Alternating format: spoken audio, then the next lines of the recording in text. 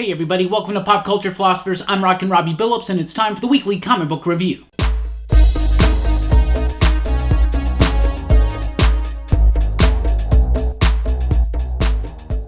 That's right, everybody. Welcome to the weekly comic book review. It's the show where I read a lot of comic books and I let you know what I thought about them. And we always start with the pick of the week, so let's get right to it. Pick of the week is Mr. Miracle number 12. Could it be anything other? This is one of the most innovative, exhilarating, original series of the last probably 5 to 10 years. This book has been amazing from writer Tom King and illustrator Mitch Gerads. This book's been fantastic all the way throughout. A very intriguing ending. It's probably going to be a little bit polarizing to some people. This is still kind of sinking in on me. Definitely something that's going to have to marinate and gestate a little bit within to really blossom more. I cannot wait to sit down and reread issues 1 through 12. But this is the final issue of Mr. Miracle. This book has taken the comic book industry by storm since it debuted last August in 2017, right?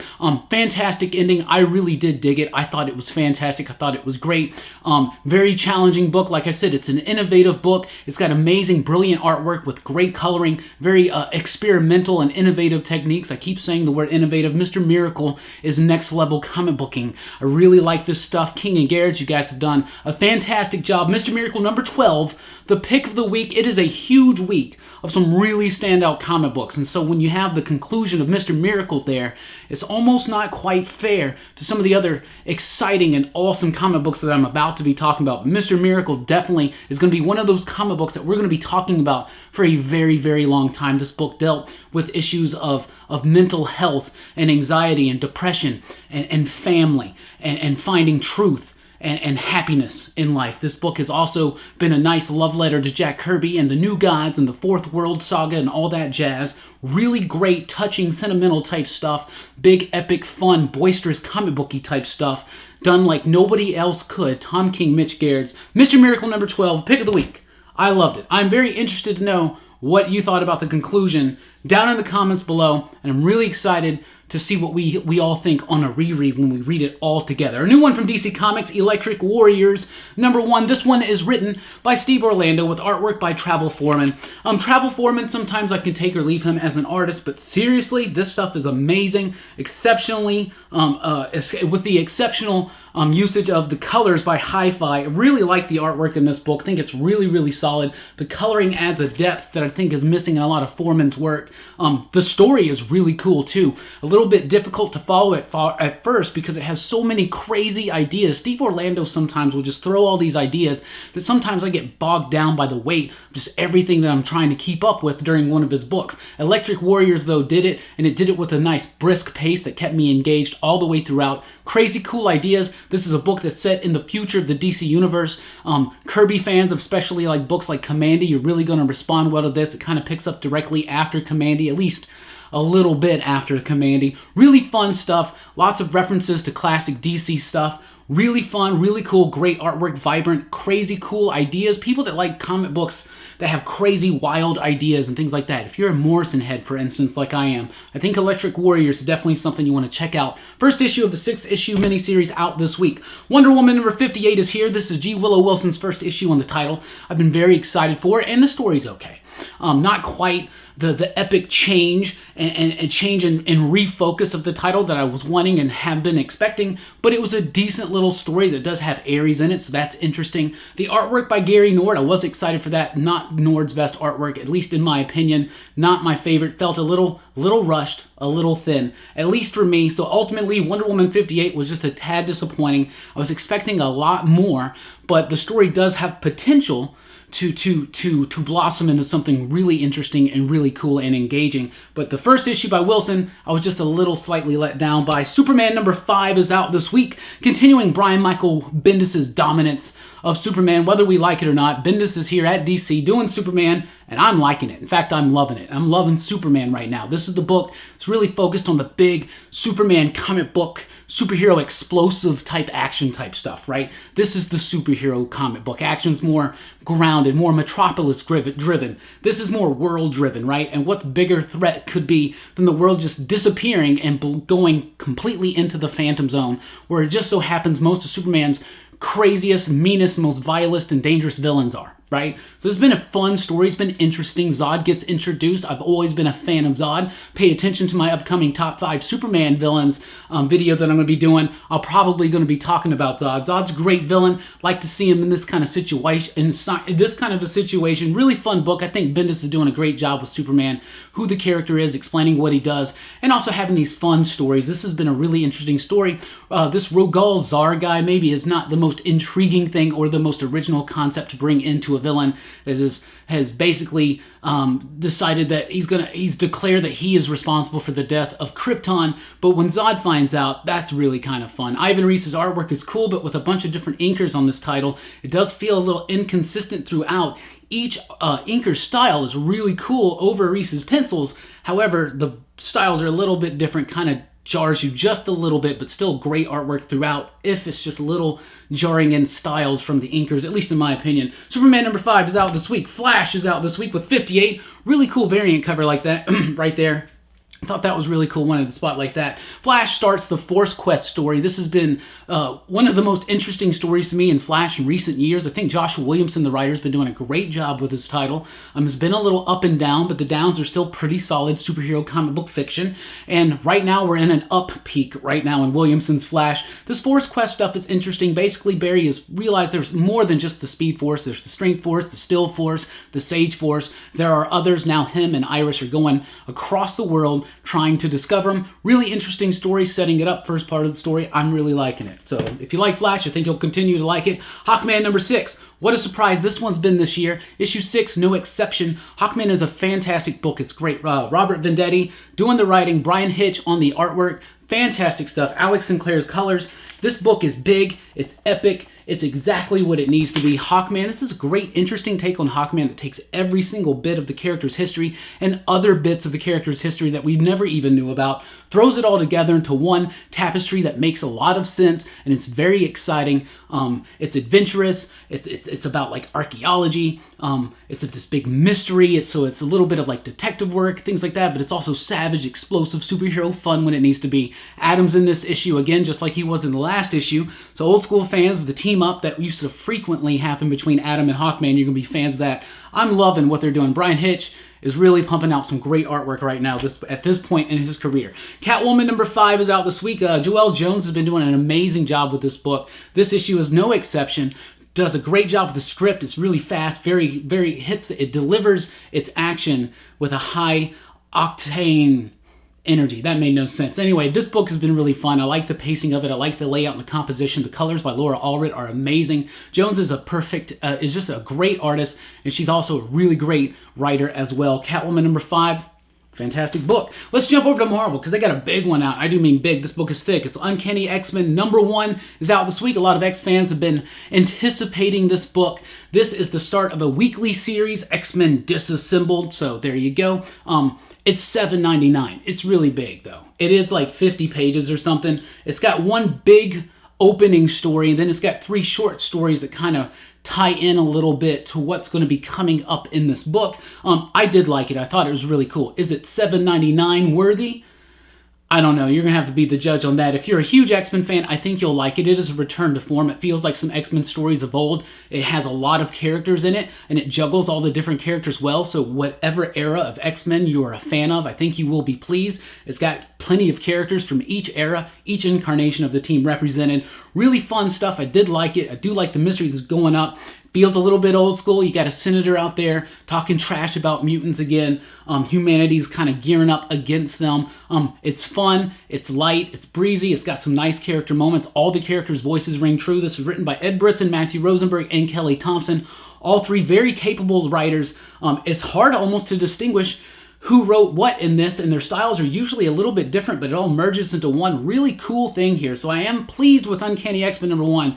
If it's going to be weekly, though, I think it's really crappy of Marvel to have this be a $7.99 book. It does have those extra pages in the back. It does have an interesting mystery that's being set up, but I think if you look at future solicitations, we can figure out who the mystery figure is in this issue. Really fun stuff, though. I thought it was cool. A return to form. I'm not sure. We shall see what happens. This book's going to be weekly. It's going to pick up a lot on threads that have been built up already, I'm sure, in some previous books, especially Multiple Man. If you missed out on Multiple Man by Matthew Rosenberg, you might want to go pick it up, because it seems like Multiple Man's going to have a big deal here. But ultimately, I was satisfied. It was a nice, fun start to a new X-Men story. Doesn't really center on an X-Men team. It's just got a lot of different X-Men going on, even the newer X-Men, and that's really fun. I loved seeing Beast, I love seeing Jubilee, and I love Bishop. A big spotlight on Bishop, so if you're a Bishop fan like I am, definitely might want to check that out. Another giant one from Marvel, Avengers number 10, or otherwise 700. This is the 700th issue of Avengers, and I thought it was pretty cool, really interesting. It's got artwork by David Marquez, Ed McGuinness, Fraser Irving, Adam Kubert, Andrea Sorrentino. Really fun, big story. Basically what's happening is the Winter Guard over in Russia, they're like Russia's answer to the Avengers. They're gearing back up. You got Namor going crazy in the oceans with his Defenders of the Deep. So this is really a big setup issue to a lot of threats that are to come. With the Winter Guard, with Namor's Defenders of the Deep, I'm digging the story. I thought it was cool. I thought the whole first final host story, I thought it started out really epic and cool, kind of wrapped up very quick, but it was still kind of enjoyable. But right now, what's setting up, what Jason Aaron, the writer, is setting up in this issue, I'm really down for that. I think it's really cool. Big, fun, boisterous superhero type stuff. And the ending of this book, I am so hardcore down with. I don't want to spoil anything, but when you read this book and you see the ending, I am so excited for that. I'm down. I'm down. Absolutely. Black Order number 1. So it's a miniseries going to spotlight Thanos' evil henchman, the Black Order, spotlight in the recent Infinity War movie. These characters were created by Jonathan Hickman back when he did a little run on Avengers, the new Avengers. Fantastic stuff. If you've never read it, you totally should. This Black Order series doesn't take itself that serious, but I thought it was kind of fun. It was really interesting. It had a little tongue-in-cheek approach to the characters at times, but it does spotlight how BA these characters are and a little bit of who they are and some of their motivations and personalities. But ultimately, Black Order is pretty decent. I really did like the artwork. The artwork was pretty solid throughout. Who is that on the artwork? That is Philip Tan. Okay, absolutely. Philip Tan, who was just over at DC doing Curse of Brimstone. Then he left that.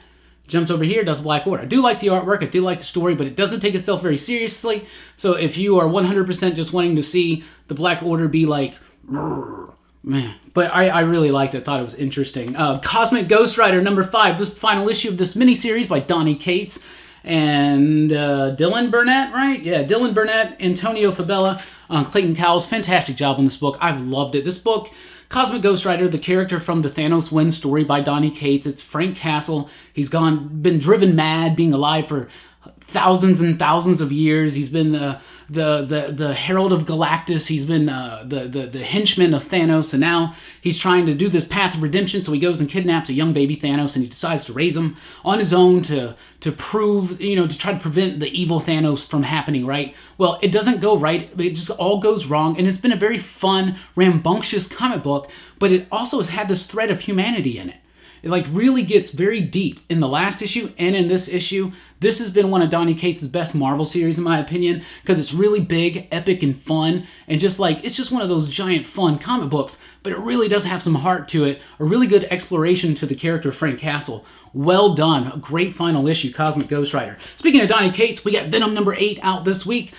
This is a good issue. It's if you read the annual, you find out that the symbiote may have been erasing things from Eddie's memory. The symbiote's voice has been quieted down because of recent events in Venom. This book's been really, really good. Flash Thompson has died. He's no longer Venom. Eddie Brock just found out. He didn't remember, so it kind of deals with that. So it's a nice tribute to Flash Thompson. Donny Cates says some things that I would like to say about Flash Thompson in this book. Really fun, though. This book's been really cool. It's gearing up to some big stuff coming up. The Maker makes an appearance. The Maker makes an appearance. That's kind of cool. The Maker makes an appearance in this issue, and it sets up some of the future threats that are coming in the pages of Venom. Really exciting stuff. If you've been liking it, no reason you're not. Plus, some throwbacks to some old school Venom, and that's always cool with me. And check that out. It's actually here. Fantastic Four number 3. There was such a big long gap because there was a skip month, the unplanned skip month between 2 and 3, that we were almost afraid they had canceled this book again. But have no fear, the Fantastic Four are here. Issue number 3, it wraps up this introductory story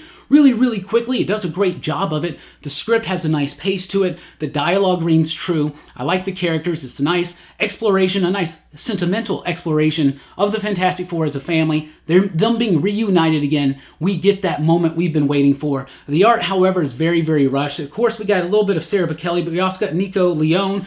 We got a bunch of rushed, thrown together artwork in here. I guess to get the issue out in time, it's very inconsistent. It's very muddy in the artwork. So I didn't like the artwork in this issue, but I did like the story. I'm very happy the Fantastic Four are back, and I'm still excited that they are. Amazing Spider-Man number 9 is out this week. Nick Spencer, I think, has been doing a great job here. This is a cool story spotlighting the Guild of Thieves. They want to pull off the ultimate heist, so they steal every superhero's major weapon, like Spider-Man's web shooters, Captain America's shield, Tony Stark's armor. It's all gone, all gets disappeared. Somehow, Black Cat is going to convince Spider-Man that they need to go and steal the swag back from the thieves. So it's a nice, fun comic book. Some interesting things happen. There's a cool new element, a very Tom Kingian Sanctuarian element that's introduced into the Marvel Universe in this issue that I thought was actually kind of cool. Spider-Man number 9, I think Spencer's been doing a great job. Captain America number 5 is here. Ta-Nehisi Coates, I think, has been doing a pretty decent job with Captain America. This is one of his best issues yet. Still feels a little too brisk, a little too free, not enough density into the story. But I do like it. Little Francis Yu's really impressing me with the artwork. I wasn't expecting to be that excited about the art, but I do like the artwork. I do like the story. I do like the commentary. Really fun stuff. Captain America number 5 out this week. Thor number 7 is out this week. Jason Aaron has been doing such an amazing job on Thor since he's taken over the title. This is a really cool story that spotlights a young Thor adventure, a little bit of old school Loki and Odin as well, but it's also got guest spot on the artist. It's Tony Moore. Tony Moore, the guy who co-created The Walking Dead. Really cool, highly detailed artwork. I really did like the artwork. Nice one-shot story about young Thor falling in love, and really cool, and a little bit of heart to it. Really did like it. Thor number 7 out this week. Infinity Warps number 1. This stuff does not end. It just keeps going and going and going. Infinity Warps is a series of 3 little short stories. One is about Black Widow mixed with She-Hulk, and it's the Green Widow. The other one is Moon Girl mixed with Squirrel Girl, and it's Squirrel Girl. Moon Squirrel. And then, of course, the Fantastic Four. This is why I read it. It's because the Fantastic Four is the Terrific 2. So you got Reed and Sue as Reed Storm, and you got Ben and Johnny as Ben Storm. And so, of course, the Thing, but he's on fire, and Reed, but he's blonde, and he can stretch and turn invisible. This is silly. It's kind of dumb, but it does have some nice little cool nostalgic references to old style comic books, especially in the Fantastic or the Terrific 2-bit there. It's interesting. If you've been digging this Infinity Warp stuff, definitely pick it up. If you have not been liking this Infinity Warp stuff, get away from that one. Unstoppable Wasp number 2 is out this week. The new series written by Jeremy Whitley. I love the original series. I'm still liking this one. The artwork by Guri Hiri is amazing. I really like it. Very crisp, animated, like an animation type style. Really cool stuff. High energy. Really brisk pace at times. It's a very dense story. I really do like it. Love the character of Nadia Pym so much, especially under Whitley's writing. Like this a lot. Unstoppable for me. Exiles number 10 is out this week. Saladin Ahmed's been doing a great job on this title. Nice throwback if you're an old school Exiles fan. If you've never read an Exiles book before, you can jump in and you'll love it. You'll read it. This is fun. The really cool stuff. I really want to spotlight in this, though, the artwork. The artwork in this recent story has been so good. Absolutely. So it's Javier Rodriguez and Alvaro Lopez. But Munsta Vacinta, I probably said that wrong, on the coloring. I love the coloring in this comic book. Vibrant colors, very bold colors, just high pop art. Really love this coloring. Love this book. I think Exile's been one of Marvel's best books going right now. That's just me. Star Wars Darth Vader number 23 is here. Charles Soule's been doing a great job on this Darth Vader series. Darth Vader has been the most consistently good Star Wars comic book since Marvel has gotten the rights back. And this is no exception. This is a nice little fun story, bringing back some old history of the Sith and stuff like that, setting up the big finale because we only got 2 issues left after this. Just like the Gillen run, this one's going to end at 25, but I've been very impressed. It's Vader Year 1, and it's done very, very well. If you're a Star Wars fan, if you're a Vader's fan, this is a must-read, absolutely. Let's jump over to Vault and a near pick of the week. Friendo number 2, a near-perfect comic book. This was fantastic. This was great. I've been loving what Vault Comics is doing, but this new wave of Vault Comics is levels above. They're doing such an amazing job on books like these Savage Shores, Fearscape, and Friendo. Friendo number 1 was interesting. It sets up this world in the not-too-distant future. There are these glasses. They got this Friendo app to it. You answer a couple questions. This person pops up, they're going to be your best friend, but they're going to encourage you to buy things. So it's a marketing ploy, right? Well, this dude's glasses get fried in an accident, and the dude's ethical program is just completely washed out, and things aren't so cool. Now this dude who's now going broke is getting addicted, and he's got to keep spending. This book is crazy. Nice commentary on a lot of social issues, but very fun, very good. Fantastic comic book. Friendo #2 from Vault Comics. There's also a second print of issue #1 in case you missed out. If your comic shops don't have Vault Comics, ask for them. Friendo is fantastic. Gideon Falls #8 is here from Image Comics.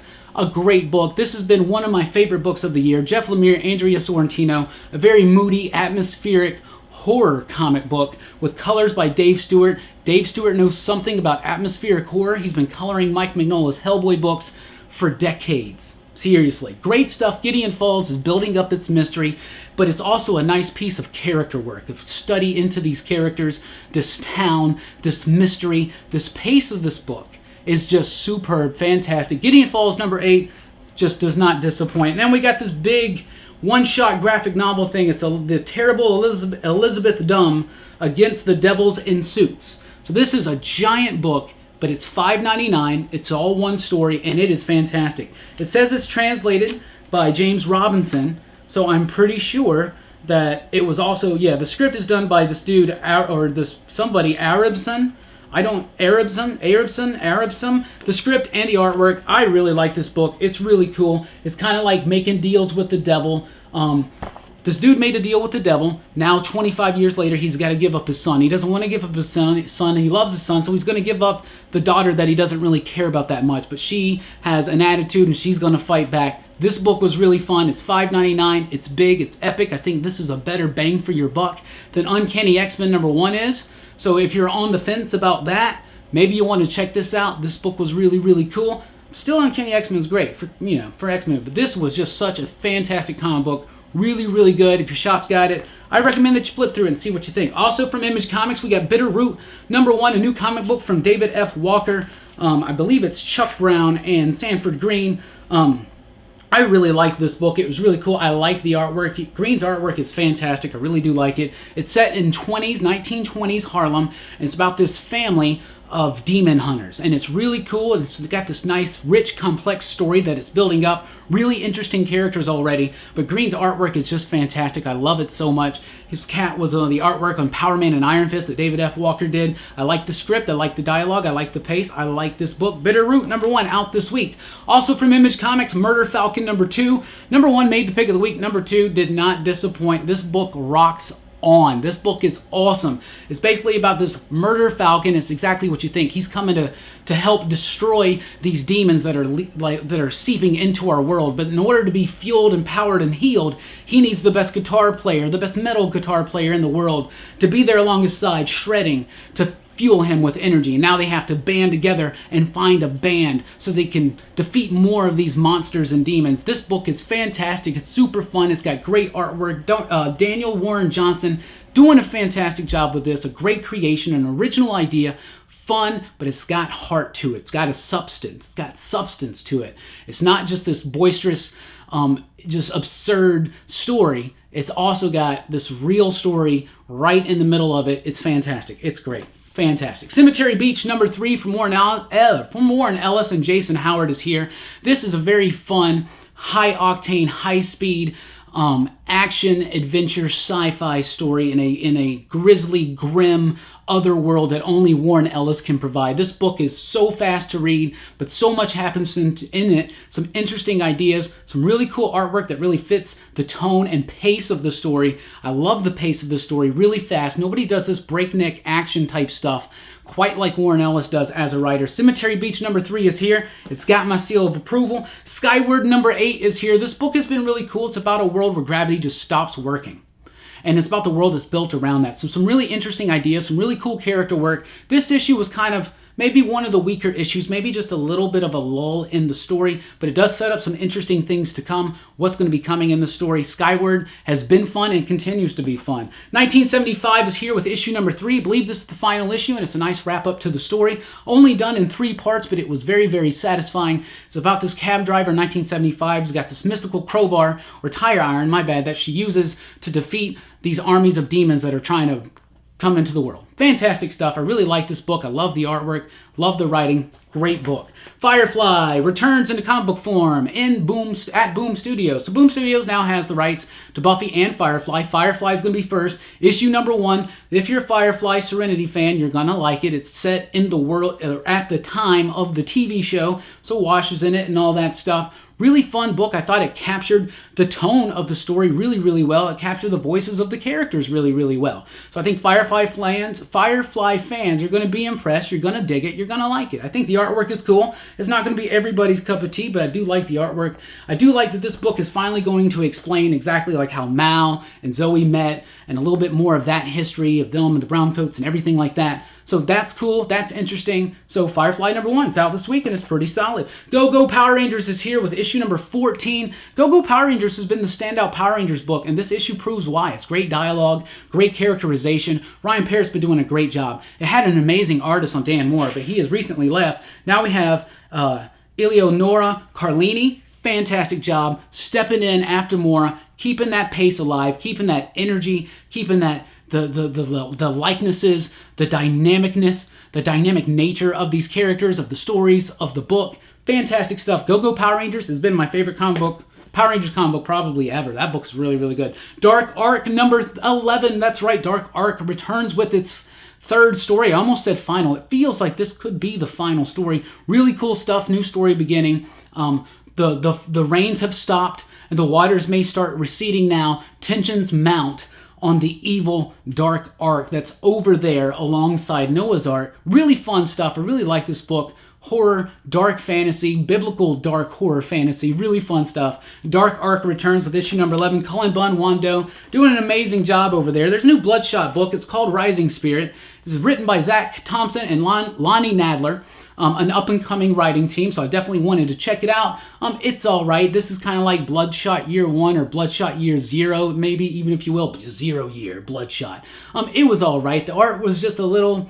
It was all right. It didn't really grab my attention that much. The Bloodshot books over at Vault are usually not my most favorite. Jeff Lemire just had this really extended run that I read bits and pieces of it, and I really did enjoy it. I need to get back and just read all of that. But this one just really didn't do much for me. Absolutely, unfortunately. Dr. Horrible, speaking of Joss Whedon, we were talking about Firefly. Dr. Horrible's got a new one-shot comic book from Dark Horse. That really cool, nifty Francisco Francavilla cover. I read this. If you're a fan of Dr. Horrible's sing-along blog, I think you'll like it. But ultimately, it's okay.